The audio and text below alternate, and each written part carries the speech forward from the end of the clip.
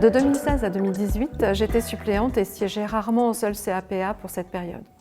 En revanche, cela m'a permis de m'imprégner de son fonctionnement grâce au relais de Bernard Bézard et Pierrick Lauzet, alors successivement président de la section départementale.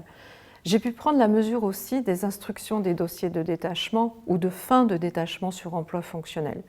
J'ai identifié que malheureusement, un certain nombre de collègues étaient pénalisés d'un avis défavorable car leur demande était incomplète ou envoyée en dehors d'un calendrier rigoureux, donc rejetée et ou n'ayant pas pris en compte la chronologie des dates d'instruction des CAP. Élus et organisations syndicales se prononçaient alors favorables sur le fond et défavorables sur la forme. Et j'ai pu les alerter avec l'expérience acquise. À compter de 2018, en qualité de titulaire, j'ai suivi avec beaucoup d'intérêt les séances de CAP, avant que celles-ci ne soient plus qu'épisodiques, voire inexistantes en raison de la réforme.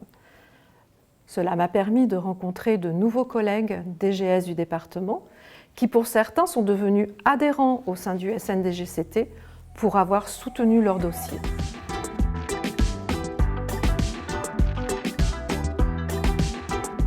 Dans ma collectivité territoriale, le PCI de 30 000 habitants, représentant 21 communes, 30 agents, je n'ai pas d'organisation syndicale en interne. Aussi, les rencontres avec les OS au sein du centre de gestion 77 ont été fructueuses en échanges, voire en débat d'idées. Par ailleurs, être au sein de ces instances m'a permis d'appréhender et maîtriser l'instruction de ces dossiers de situation professionnelle et le partager avec mes équipes pour une meilleure efficience dans leur transmission.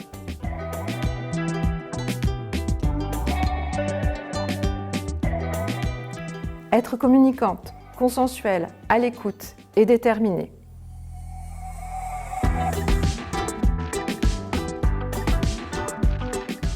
Après avoir accompagné mon président départemental dans des actions de médiation lors d'entretiens préalables pour assister les collègues en décharge de fonction, cela a fait sens pour moi de candidater à cette succession.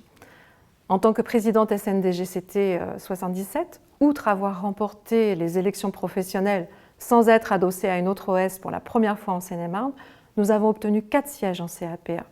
Une forte représentation pour la défense des collègues s'est installée dans cette instance. Alors présentez-vous et votez pour les candidates et candidats du SNDGCT qui siégeront dans les commissions administratives paritaires.